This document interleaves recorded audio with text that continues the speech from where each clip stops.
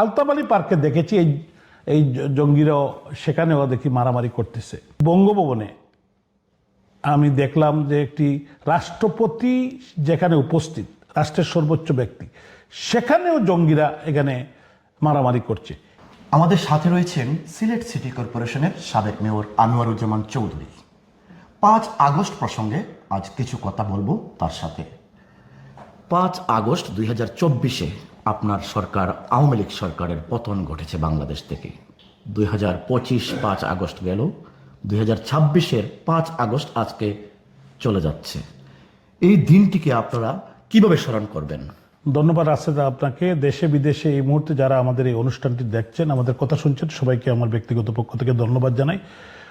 2024 সালের 5ই আগস্টে একটি নির্বাচিত সরকারকে এবং নির্বাচিত প্রধানমন্ত্রীকে একটি মেডিকুলাস ডিজাইন মাস্টার প্ল্যান করে ক্ষমতাচ্যুত করা হয়েছিল। 2024 সালের 5ই আগস্টে বাংলাদেশে একটি জঙ্গি হামলা হয়েছিল। যারা আজ এই শান্ত বাংলাদেশকে, একটি গণতান্ত্রিক দেশকে, আইনের শাসন বলতে কিছু নেই, বাংলাদেশের প্রত্যন্ত, আজকে আলতাবালি পার্কে দেখেছি এই জঙ্গিরাও সেখানেও দেখি মারামারি করতেছে এবং বিএনপি জঙ্গিদের দ্বারা পরিবেষ্টিত। আজকে বঙ্গভবনে আমি দেখলাম যে রাষ্ট্রপতি যেখানে উপস্থিত, রাষ্ট্রের সর্বোচ্চ ব্যক্তি, সেখানেও জঙ্গিরা এখানে মারামারি করছে।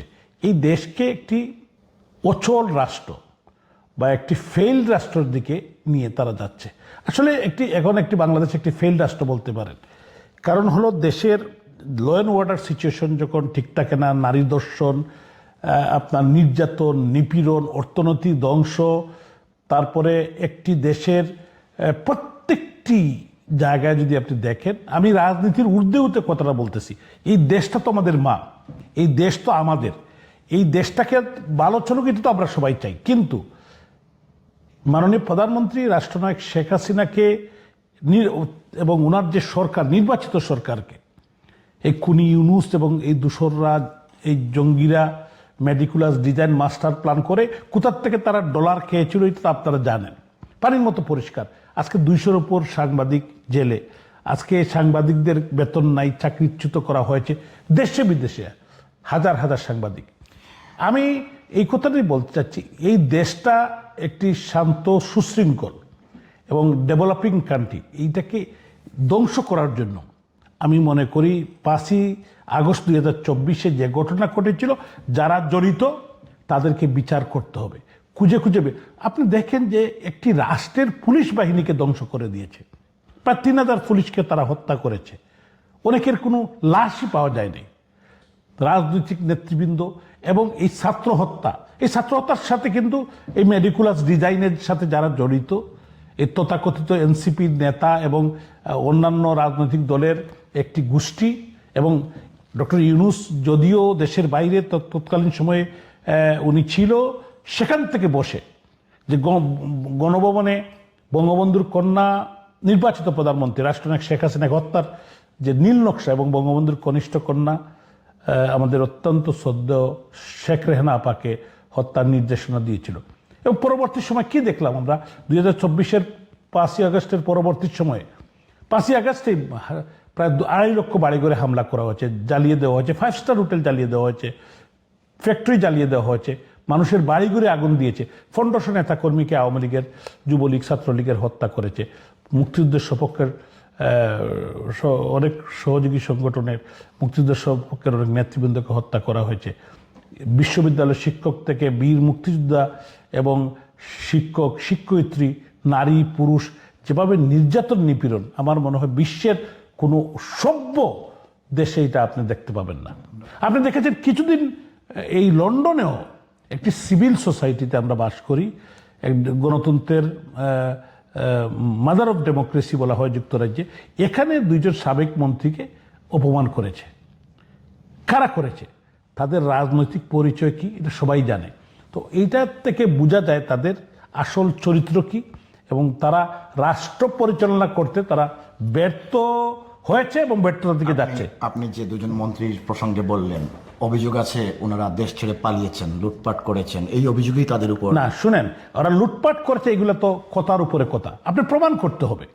আপনি আপনি আমাকে অভিযোগ করতেই পারেন না, আপনি একটি গণতান্ত্রিক দেশে, কিন্তু এটাকে এভিডেন্সিয়াল প্রমাণ করতে হবে। এখানে কোনো এভিডেন্স তো নাই, এটা মুখের কথা। তারা এই সরকারের সবাই এই মানে বিভিন্নভাবে অভিযোগ করছে, কোনো কারোর বিরুদ্ধে কোনো কিছু প্রমাণ এখন পর্যন্ত করতে পারে না। পালিয়েছে, ওরা পালাই নাই, ওরা স্থান পরিবর্তন করেছে, আমিও তো স্থান পরিবর্তন করেছি। তার মানে আমরা বাংলাদেশে যাব। আমি একটি কথা এখানে অ্যাড করতে চাই, আপনি বিএনপির বর্তমান প্রধানমন্ত্রী, স্বরাষ্ট্রমন্ত্রী, আইনমন্ত্রী যারা সরকারে আছেন, এবং এই বিগত নির্বাচন কিভাবে হয়েছে, এটা একটা আমি দামি নির্বাচন হয়েছে, বাগবাটোয়ারা নির্বাচন হয়েছে জামাত এবং বিএনপির মধ্যে। আওয়ামী লীগকে বাদ দিয়ে আপনার মোর দেন 60% মানুষকে বাদ দিয়ে কিসের নির্বাচন?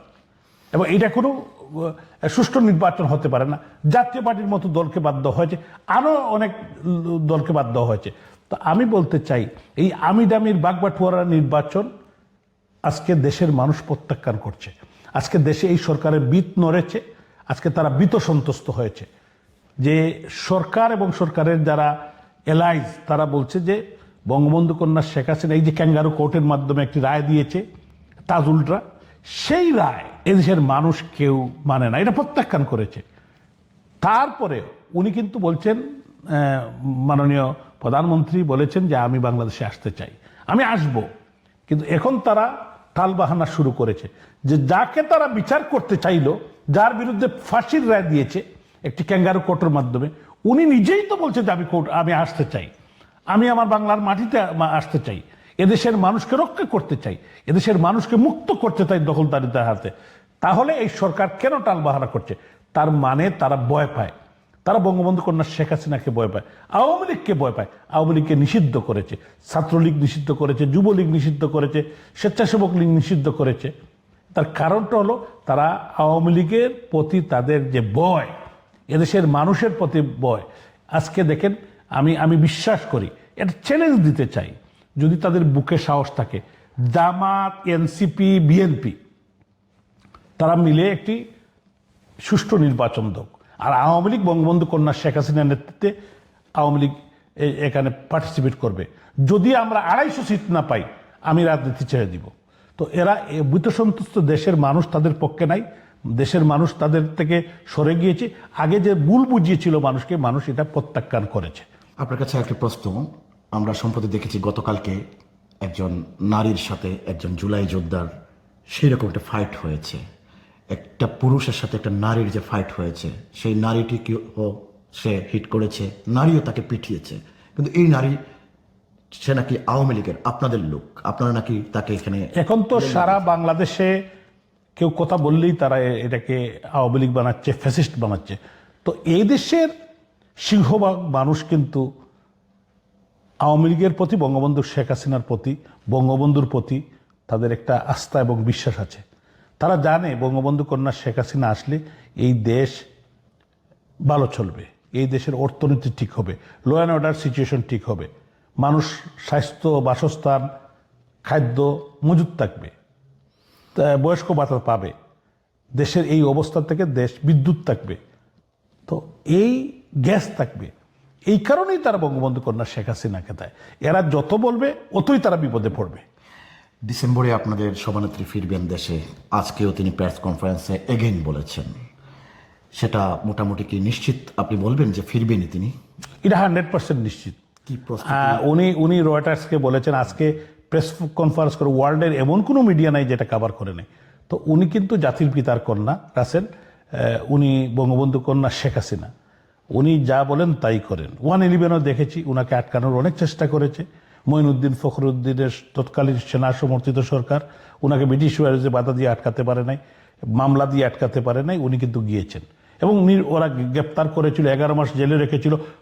পরবর্তী দেশের মানুষের আন্তর্জাতিক দেশীয় চাপের কারণে তারা বাধ্য হচ্ছে ওনাকে মুক্তি দিতে এবং নির্বাচন দিতে, এবং নির্বাচনে সংখ্যাগরিষ্ঠ আসনে বঙ্গবন্ধু কন্যা শেখ হাসিনার নেতৃত্বে আওয়ামী লীগ জয়লাভ করে, এবং দীর্ঘদিন উনি প্রধানমন্ত্রী হিসেবে দেশ শাসন করেছেন। তো আমি বলতে চাই যে যারা বড় বড় কথা বলে, তাদের সাহস থাকলে উনাকে এলাও করুক। এবং উনি, আমি যদ্দূর বুঝি এবং আপনারা দেশবাসী যেটা বুঝে, উনাকে যারা চিনে, উনি কিন্তু 1 ইঞ্চিও উনি কিন্তু পিছপা হবেন না। উনি বাংলাদেশের মানুষের কাছেই যাবেন।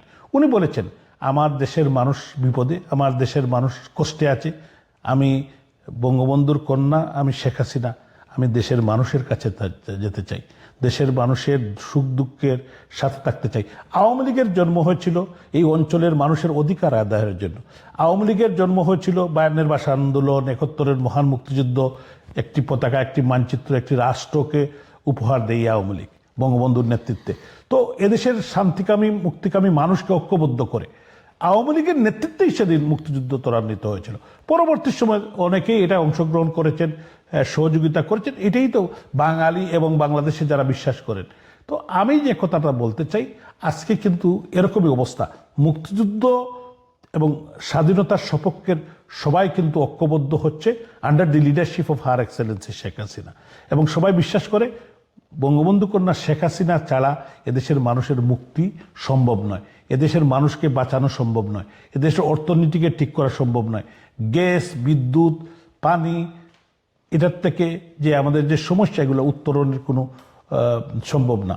এই জন্য মানুষ কিন্তু, সাধারণ মানুষ, গুটি করে মানুষকে লাফালাফি দেখলে, বড় বড় কথা বললে দেখলে এটা বিশ্বাস করা যাবে না যে এদেশের সিংহভাগ গরিব সাধারণ মানুষ, মেহনতি মানুষ, শ্রমিক, রিক্সা পুলার, আপনার ছাত্র, যুবক, সবাই কিন্তু চায় বঙ্গবন্ধু কন্যা শেখ হাসিনা আবার ফিরে আসুন।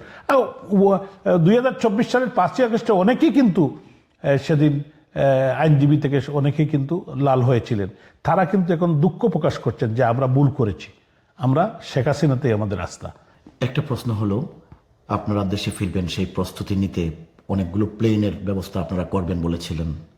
সেটা কি, কিভাবে আপনারা একসাথে কি যাচ্ছেন নাকি পাটে পাটে আপনারা দেশে ফিরবেন? না, আমরা 10টা প্লেন আমরা চাচ্ছি যে ইংল্যান্ড থেকে যাবে, বাকিগুলো অন্যান্য Europe, America, middle east, India, বাকি 30টা এদিকে থেকে যাবে।